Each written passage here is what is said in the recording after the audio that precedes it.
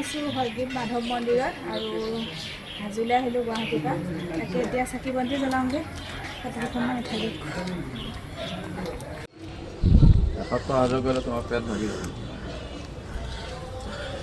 হয়গ্ৰীৱ মাধৱ মন্দিৰলৈ গৈ আছোঁ চাকি জ্বলাবলৈ। এয়া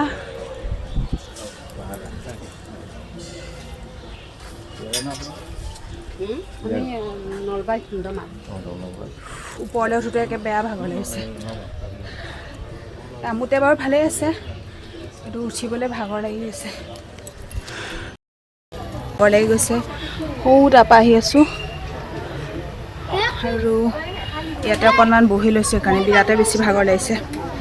11:05 হৈ গ'ল আৰু হাজোত আছোঁ এতিয়া। হয়গ্ৰীৱ মাধৱ মন্দিৰত গৈছোঁৱেই বাৰু আৰু ভক্তসকল বহুতে আছে আজি। এতিয়া ডাইৰেক্ট আমি গুৱাহাটীৰ পৰা পোনে পোনে হয়গ্ৰীৱ মাধৱ মন্দিৰলৈ গৈছোঁ, কাৰণ আমাৰ আৰু বেলেগ ঠাইও যাবলগীয়া আছে যে, সেইকাৰণে এনেই শ্বিলং চেৰাপুঞ্জী ধৰক গৈয়ে আছোঁ।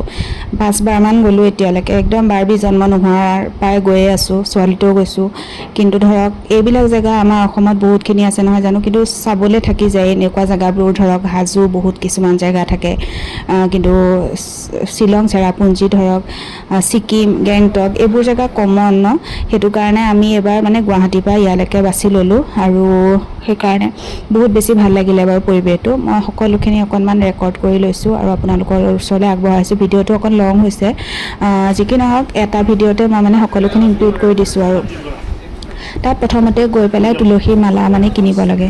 তুলসীৰ মালা সৰুডালত 20 টকাকৈ লয় আৰু ডাঙৰডালত 80 টকাকৈ লয়। আপোনালোকৰ মনৰ কথা, যদি কিনিব বিচাৰে কিনিব পাৰে। তাতে আমি সকলোখিনি কিনিলোঁ। এনেকৈ ঘিউ চাকি কিনিলোঁ, 4 গছ নহয় 6 গছমান কিনিছিলোঁ।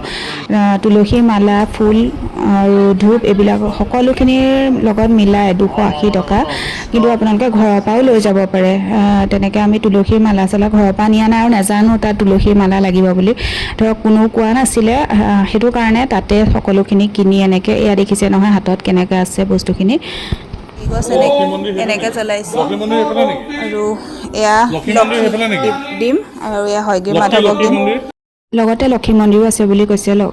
মেইন মন্দিৰলৈ আমি এতিয়া পূজাৰ কাৰণে গৈ আছোঁ আৰু তাত আপোনালোকে ধৰক শৰাইও আগবঢ়াব পাৰে। আমি শৰাই আগবঢ়োৱাকৈ যোৱা নাই, কাৰণ আমি গুৱাহাটীতো আছিলোঁ, 3 দিন আছিলোঁ আৰু তেনেকৈ হাজোলৈও গ'লোঁ। হাজোত যিখিনি চাব লগা আছে ঠাই আছে চালোঁ। যিমানখিনিলৈকে পাৰোঁ মই সিমানখিনিহে ভিডিঅ' কৰিছোঁ, কাৰণ এফালে গৈছোঁ ভিডিঅ' কৰি থাকিলেও নহয় জানো।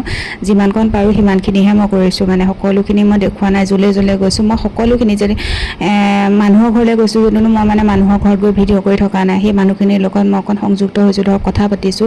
তাত গৈ ভিডিঅ' কৰি থাকিলেও ভাল নালাগে নহয় জানো। সকলো অৱস্থাতে সময় পৰিস্থিতি মিলাই তেনেকৈ মই ভিডিঅ' কৰোঁ আৰু সকলোখিনি ইয়াত দেখুৱাই দিছোঁ। আপোনালোকে ইয়াতে আহিব পাৰে। কোন কোন গৈছে আপোনালোকে কমেণ্ট কৰি। আৰু মনটো বহুতেই ভাল লাগিলে। প্ৰথমতে যে মন্দিৰভাগ দৰ্শন কৰি ল'লোঁ আৰু সেয়াই। এতিয়া আমি মেইন মন্দিৰত সেৱা পূজা কৰি আমি এয়া আগবাঢ়িলোঁ। ভক্তপ্ৰাণ ৰাইজ বহুতো আছিলে। হৈ গ'ল আমাৰ এতিয়া। আমি এতিয়া অকণমান বজাৰ হয়গ্ৰীৱ মাধৱ মন্দিৰত চাকি বন্তি জ্বলাই কৰি আহিছোঁ। এইখিনি ঘৰলৈ নিবলৈ দিছোঁ আৰু বিৰাট গৰম। এতিয়া গুৱাহাটীত বৰষুণ, বানপানী হৈ আছে, ইয়াত বহুত গৰম। এতিয়া মানুহে ঘৰলৈ যাম আৰু তাতে দুপৰীয়া সাঁজটো খামগৈ। তালৈকে এতিয়া গৈ থৈ দিবও নোৱাৰি।